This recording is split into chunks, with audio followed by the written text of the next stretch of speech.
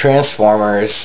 This is the third installment and hopefully the last one of this series. I don't even know where to begin with this movie. Okay, I'm just going to go through my scale and just rate it that way. It's the only way that I can do it because I'm just probably going to end up sitting here talking about all the bad things that I saw about this. Okay, so genre.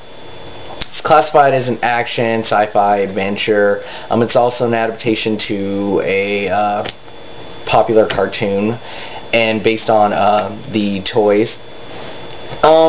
It delivered on the sci-fi, it delivered on the action, and overall it was a improvement from the second one, which was a total disaster, but the movie still didn't do it for me.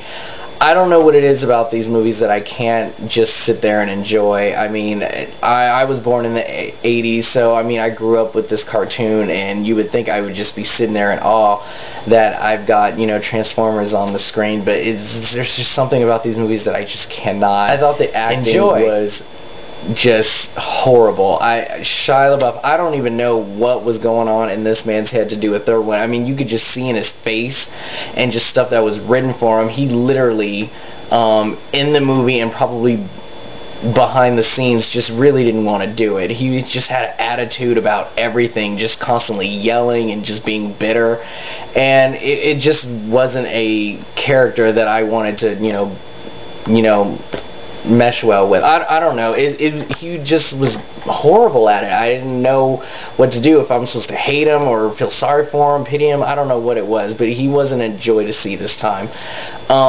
There was a lot of additional actors in this movie. Some just did cameos. Others played a small and insignificant role that really didn't need to be in this movie, but because the movie's 2 hours and a half long, they need to fill it with something. So they added John Malkovich and Patrick Dempsey, plus they replaced Megan Fox with a newcomer. She's a Victoria's Secret model. Her name is, I believe, Rosie Huntington Whitley. And, okay, so first of all, John Malkovich, I want to just strangle you for doing this movie, for one.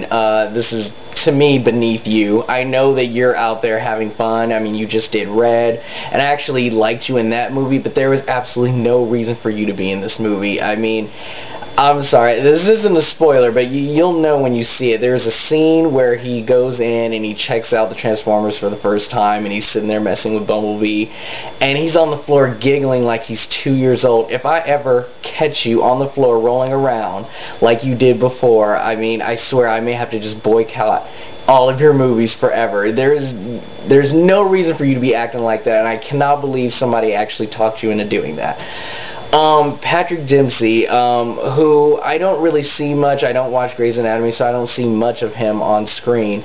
But you're not a believable villain and unlikable character. You know, what I do see from you, you always play the likable person. You're just not believable playing the other side of it.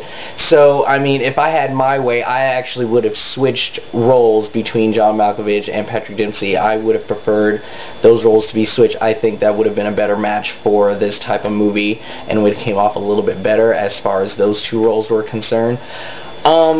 With Rosie, I actually liked her. I really wanted to hate her when I walked into this movie. I thought they just picked some girl to just be on set, look at the camera, be pretty, don't say a word, but I actually enjoyed her character, surprisingly enough.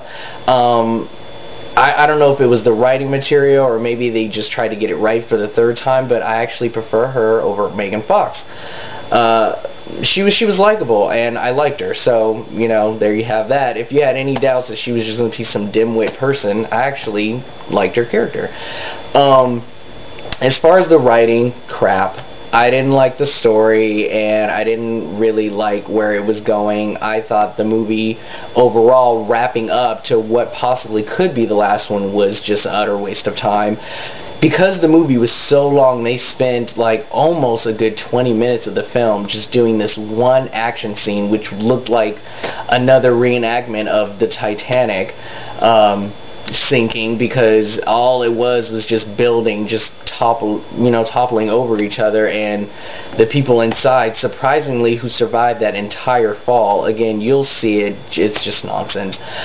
There was no character development, again, between the Transformers and the humans. They just put all of these characters on screen to say one possible joke after another, and which failed.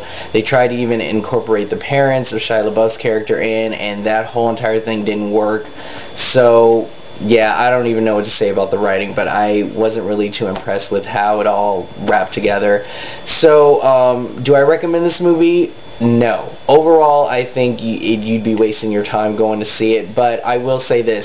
If you've seen the other two, and obviously have a rule like I do, when a sequel comes out, you go see it, then I would see this movie. If you're a fan of the cartoon, I think there's some action that definitely delivers. It does answer the question of what happens when a Transformer changes from automobile to robot while having a human in the car. They do that a couple of times, and I actually think that was pretty good. Some people always assume that they just get crushed or something while they're in there. I think they actually play that off pretty good, so I'm impressed by that. But is there any replay value? No.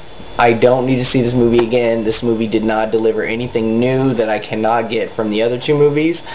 So if you already own the other two, of course get the third one to, complete the collection, but there's absolutely no reason to watch this again.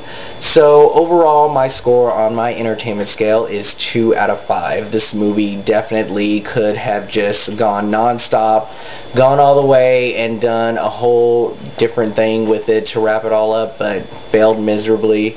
So better luck next time.